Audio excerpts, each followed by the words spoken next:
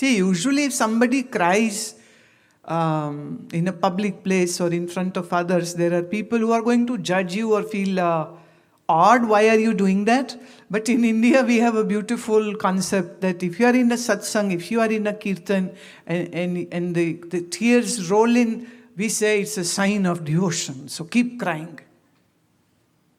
I won't say, oh, don't cry, have a tissue. No. I'll say, go, cry.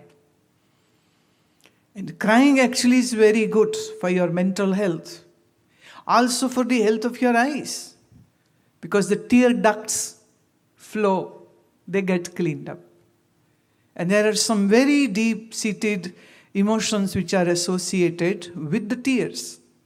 So there is nothing wrong in crying. And in Ayurveda we say everybody should once in a while cry. कभी-कभी रोना अच्छा होता है. अब ये है कि घर, दुकान, मकान, पैसे के लिए रोने की बजाय अपनी बेवकूफ़ी पे, अपने अज्ञान पे, अपनी कठोर बुद्धि पे, अपनी मूढ़ता पे, इतना ज्ञान सुन के कुछ हो नहीं रहा, इस पे गुरु कृपा मिले, इस पे रोना है तो रो लेना भी अच्छा होता है. And I am very, very truthfully stating this fact. And that is that when you cry, now don't stand in the bazaar and cry. Don't stand in a marketplace and cry. Do that in your room. So listen to some music. Listen to some kirtan. Listen to some bhajan. And have a good cry, a heartfelt cry. That will open up so many things in your mind. And once you are done with the crying, just wash your face, sit erect, close your eyes, do some pranayam, then do your mantra jap. Oh, it will be such a good experience. पर दहाड़े मार के लोगों के बीच मत रोने लग जाना. नहीं तो कहेंगे ये क्या सिखाते हैं सबको.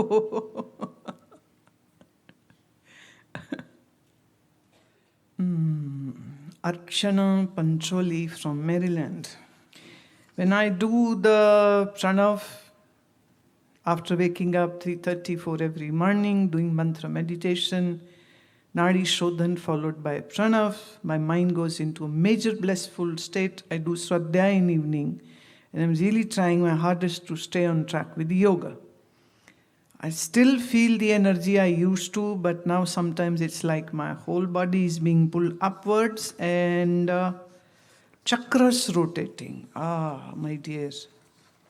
And sometimes it's very, very strong experience. I am confused to what it is that I'm experiencing. I feel good but bewildered when it happens. And also, I do feel very light in head and body when it happens. And she was doing some chakra meditation, chakra cleansing meditation. Archana, I am very familiar with this very Americanized chakra cleansing meditations. Ooh, sound very interesting and enticing and attractive, and many people go for that. Chakra cleansing. But if I go into all the scriptures related to yoga, I don't even find a single shloka which talks about chakra cleansing technique. This is something very, very Americanized, and somebody, of course, from India has created a different potpourri of chakra cleansing and whatnot. And I was in Auckland. I passed through a yoga studio which had a signboard. We will measure your chakra rotations. We will tell the degree of your chakras. And then they are selling oils to use to awaken the chakras. What not is being done in name of yoga and chakras? Hindi में बोलूं तो चक्रों का चक्कर पड़ गया है लोगों को.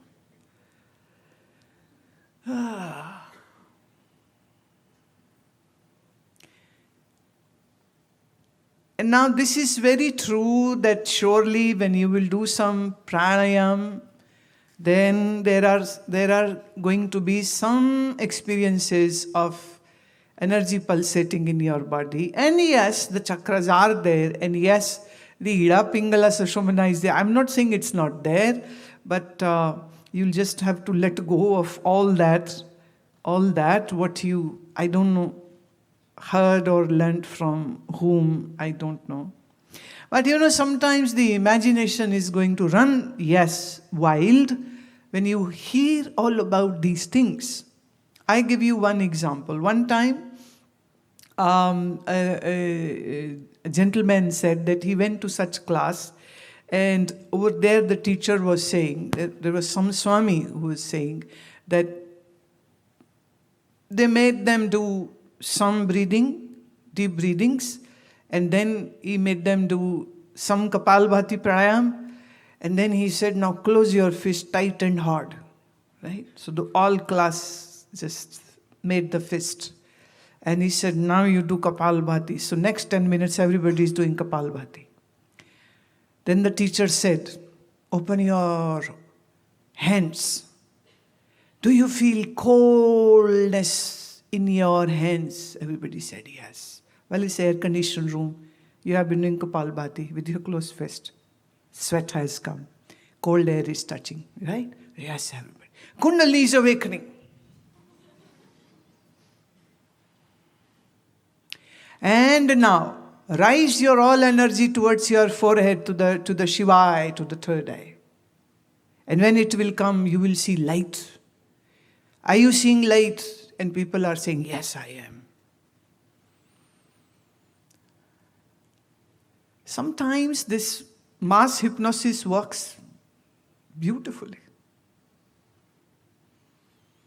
And when one person says that I am experiencing this, the other one is surely going to say, yes, I am too. Yes, I can't be left behind. Well, who are you? You are having it. I am not. No, I also having it. One time I was conducting myself Mudra Dhyan. That's a beautiful dharana technique. And at some point I said that just, in between the practice, I said, there is a possibility you might have some vision. And my God, how many visions people had that day? Everybody had a story. And next evening when I conducted the same dhyan for the same set of people, and I said that now you are going to feel an absolute stillness in your mind. After the class, you know the answers. Everybody said, mine was totally still. Mind can be very impressionable. Your mind can be very, very imaginative, can visualize so many things which are suggested in that particular time period. Now, I am not saying you can't have visions. Yes, you can. I am not saying your mind can't go into silence. Yes, it can. But then I am giving you a bomb also, that your mind is capable to imaginate all these things. The power is there in the mind. आप रात को सोते हो, स्वप्न आता है ना? हाँ? सपने में ऐसी ही दुनिया देखते हो कि नहीं? बोलो. ये दुनिया किसने बनाई? स्वप्न की दुनिया तुम्हारे मन में. और जब तुम स्वप्न देख रहे होते हो तो संशय होता है कि ये स्वप्न है ना, इतना सच्चा होता है. तो जो मन स्वप्न की सृष्टि बना सकता है, क्या वो आपके प्राणायाम या आपने जो कुछ सुना है कि बैठेंगे ये होगा, तो वो सब अनुभूति नहीं बना के दे सकता. अच्छा, मैं आपसे एक सवाल पूछती हूँ. आप ध्यान करने बैठे, मन एकदम एकाग्र हो गया. अब आपके इष्ट श्री कृष्ण, तो उस अवस्था में दर्शन जीसस का होगा क्या? है? आपके इष्ट गुरु नानक, आपका मन शांत एकाग्र हो गया, ध्यान में, धारणा में स्थित हो गया, तो उसमें दर्शन शंकर जी के होंगे क्या? बोलो नहीं, किसके होंगे? जिसकी धारणा आपके मन में बनी हुई है.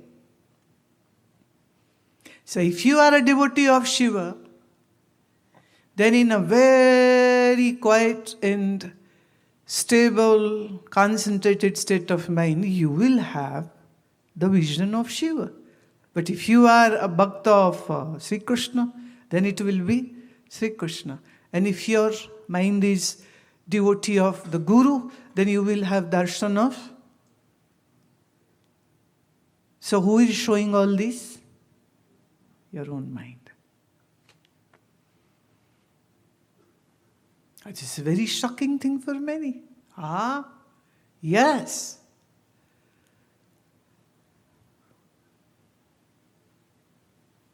But no doubt, when you will have these visions while meditating, while pranayam, while sitting quietly and focusing on your mantra, whenever these experiences will happen, these are going to be so beautiful, so real, and it will give you a great push to do more sadhana. So I would say there is nothing wrong if you have visions. There is nothing wrong if you experience any kind of vibration in the body or emotions swell. Sometimes it's a lot of joy, sometimes it can be totally silent, whatever. It's great. But you should understand this, that the creator of all these experiences is your own sattvic purified mind.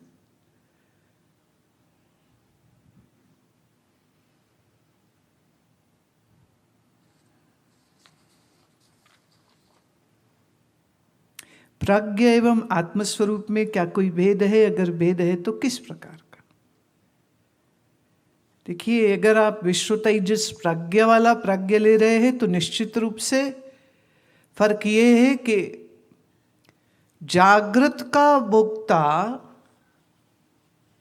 जीव का ही नाम विश्व है, स्वप्न के भोक्ता का नाम ही तेजस है, और सुषुप्ति काल के भोक्ता का नाम प्राज्ञ है.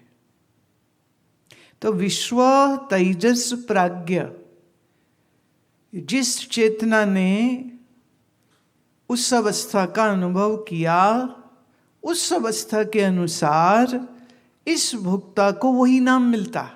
ये संज्ञा विद्वानों ने दी, ज्ञानियों ने दी. विश्व का भोक्ता विश्व, जागृत का अभिमानी विश्व, जिसने जाना ये विश्व है. शब्द स्पर्श रूप रस गंध की अनुभूति जो आपको आपकी इंद्रियों के द्वारा जागृत में होती है, उसका भोक्ता तुम्हारा मन नहीं है, तुम्हारी बुद्धि सिर्फ नहीं है, तुम्हारा अंतःकरण सिर्फ नहीं है. अंतःकरण में छलका हुआ चैतन्य ही इन अवस्थाओं का भोक्ता होता है.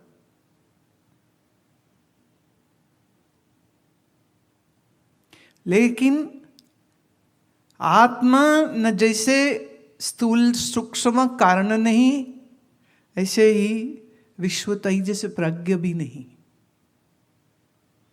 माने जागृत स्वप्न सुषुप्ति का भोक्ता मूल रूप से कौन है? है तो मैं ही, पर उसमें सम्मिलित वृत्ति भी होती. बिना अंतःकरण की वृत्ति के विश्व का जागृत का भोग नहीं हो सकता. और मन अपने ही तेज से स्वप्न की सृष्टि करता है, लेकिन स्वप्न का देखने वाला स्वप्न से भिन्न है. ऐसे ही सुषुप्ति हुई, गहरी नींद हुई, उसका भोक्ता उस सुषुप्ति से भी भिन्न है.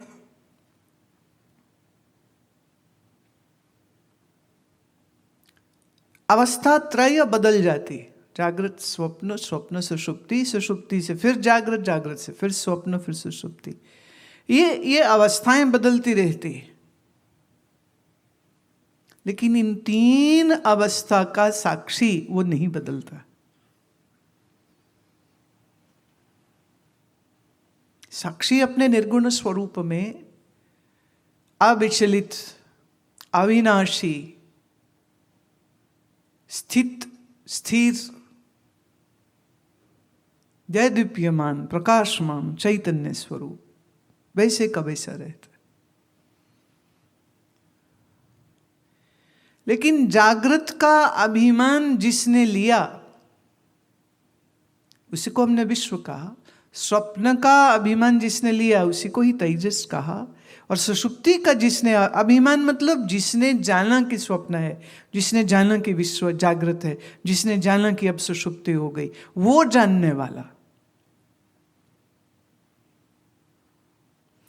सुषुप्ति की अपेक्षा और सुषुप्ति की स्थिति के कारण हम उसको प्रज्ञ कहते हैं, स्वप्न के कारण तेजस कहते हैं, जागृत के कारण उसको विश्व कहते हैं, लेकिन आत्मस्वरूप न विश्व न तेजस न प्रज्ञ।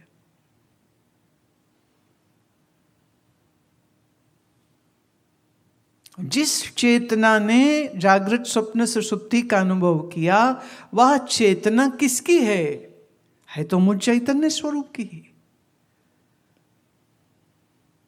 अब ये जो विषय है ये मूलतः बहुत विस्तार से अगर जाए तो फिर मांडुक्य कारिका को समझने की जरूरत है, और अभी उसको हम कराएंगे, अभी नहीं कराया, लेकिन फिलहाल के लिए तुम इसको एक सरल भाषा में और अनुभवजन्य प्रकार से समझो इसको।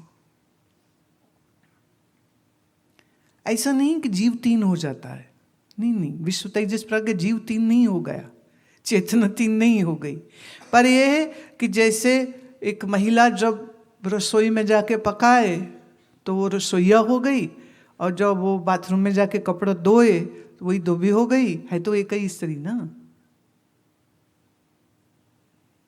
तो विश्व तेजस प्राज्ञ माने इन तीन अवस्था का जो अभिमानी है वो तीन नहीं है तो एक ही। लेकिन जागृत में हम उस जिसको विश्व कहते, जागृत में स्थूल भोग है, इंद्रियों के साथ व्यवहार होता है, स्वप्न में सारे शब्द सूक्ष्म हो जाते हैं, शब्द स्पर्श रूप रसगंध जो भी अनुभूति होगी वो स्थूल नहीं होगी, सूक्ष्म होगी। अनुभूति ज्ञान इंद्रिय की होगी पर बाहर नहीं होगी। और सुषुप्तावस्था में न ज्ञान इंद्रियां कार्य कर रही है, न स्थूल भोग है, न सूक्ष्म भोग है, तो गाढ़ निद्रा, गाढ़ अंधकार, गाढ़ तमस की अवस्था है।